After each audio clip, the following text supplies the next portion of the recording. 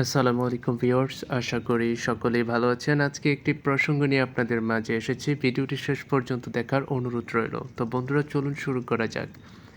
দেখতে পাচ্ছেন নদীতে কিন্তু প্রচণ্ড কচুরিপানার জন্য কিন্তু যারা নৌকো চালাচ্ছে তাদের কিন্তু প্রতিনিয়ত হিমশিম খাচ্ছে।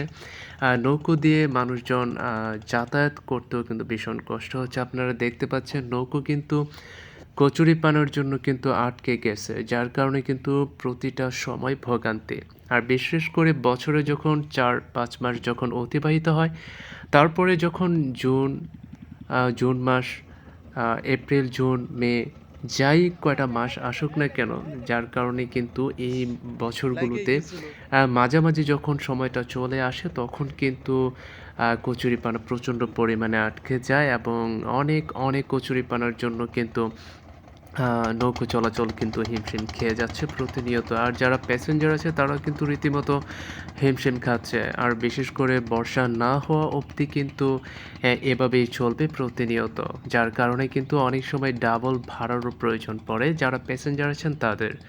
সেক্ষেত্রে দেখা যাচ্ছে আমার যে ভিডিওটি দেখছেন, যে নৌকোটা দেখতে পাচ্ছেন তার ডান পাশ দিয়ে কিন্তু মোটামুটি রানীগঞ্জ লাকপুরের ব্রিজের কাজ চলছে, যার কারণে কিন্তু একটা আ আ মোটামুটি একটা সাঁকোর মতো তৈরি করা হয়েছে কাঠ দিয়ে নদীর মাঝামাঝি। যার কারণে কিন্তু এই কচুরিপানাগুলো কিন্তু আটকে যায়, যার কারণে কিন্তু একটা প্রচণ্ড পরিমাণে কচুরিপানার জ্যাম লেগে যায়। তো দেখতে পাচ্ছেন একটি মালবাহী কিন্তু নৌকো আমাদের চোখের সামনে আসছে। অনেক প্রেশার নিয়ে কিন্তু মোটামুটি নৌকোটা আসছে কচুরিপানার মধ্য দিয়ে। প্রতিনিয়তই কিন্তু এভাবেই চলছে। যতদিন বর্ষা এবং প্রচণ্ড পরিমাণে শীতলক্ষ্যা নদীতে পানি যতক্ষণ ওইভাবে না হবে ঠিক ততদিনই এভাবেই ভোগান্তিতে ভুগতে হবে যারা নৌকা চালক এবং যারা প্যাসেঞ্জার আছেন সবারই। তো আসলে তেমন কিছু বলার নাই। সো আজকে কিন্তু দেখতে পাচ্ছেন আমি কিন্তু এই জিনিসটি মোটামুটি কয়েকদিন যাবৎ ফলো করছি। দেখতে পাচ্ছেন ব্রহ্মপুত্র সেই সাথে শীতলক্ষ্যা নদী পুরোটাই কিন্তু আ কচুরিপানা একদম জ্যাম লেগে আছে। কোথাও তেমন একটা ফাঁকা নেই। সো এই মুহূর্তে কিন্তু একটু ফাঁকা হয়েছে। সকাল থেকে কিন্তু তেমন একটা ফাঁকা ছিল না। যার কারণে কিন্তু এভাবেই ভোগান্তিতে ভুগতে হচ্ছে নৌকো চালক এবং প্যাসেঞ্জারদের। তো ব্রিজের কাজটা যত তাড়াতাড়ি হওয়া দরকার ঠিক তত তাড়াতাড়ি যেন হয়ে যায়। যার কারণে কিন্তু এই ভোগান্তিটা যেন মানুষের প্রতিনিয়ত বেড়েই চলেছে। মাঝে মধ্যে কিন্তু ২-৪ ঘন্টাও কিন্তু নৌকো এই শীতলক্ষ্যা নদীতে কিন্তু আটকে যাচ্ছে এবং ভাসিয়ে নিয়ে যাচ্ছে এক প্রান্তে। যার কারণে প্রচণ্ড রৌদ্রের মধ্যে অনেক জনসাধারণ মানুষের কিন্তু এখানে ভোগান্তিতে পড়তে হয়। যেহেতু গরমের দিন আর প্রচণ্ড পরিমাণে তাপমাত্রা বেড়ে যাওয়ার কারণে কিন্তু মানুষের ভোগান্তি একটু বেশি। আর বিশেষ করে আপনারা একটু হয়তো ফলো করছেন নদীর পানিটা কিন্তু অনেকটাই ঘোলাটে এবং পচা হয়ে গেছে, যার কারণে দুর্গন্ধটাও কিন্তু অনেকটাই। আমি এই নৌকোর মধ্যে যখন দাঁড়িয়েছিলাম তখন কিন্তু পানির দুর্গন্ধে কিন্তু দাঁড়াতে পারছিলাম না।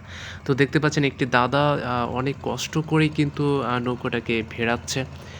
জ্যামে আটকে যাচ্ছে। বিশেষ করে এটা কিন্তু গাড়ির জ্যাম না। দেখতে পাচ্ছেন কচুরিপানার জ্যাম।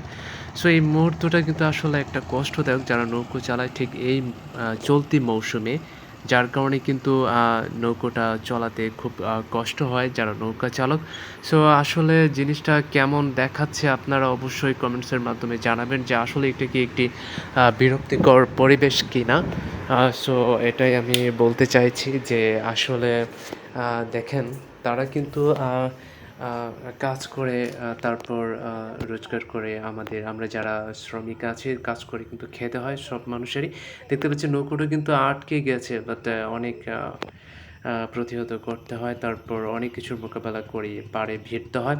সো আসলে এটাই বলা ছিল। তো সবাই ভালো থাকবেন, সুস্থ থাকবেন। আবারও দেখা হবে কোনো এক গন্তব্যে। সে পর্যন্ত ভালো থাকুন, সুস্থ থাকুন।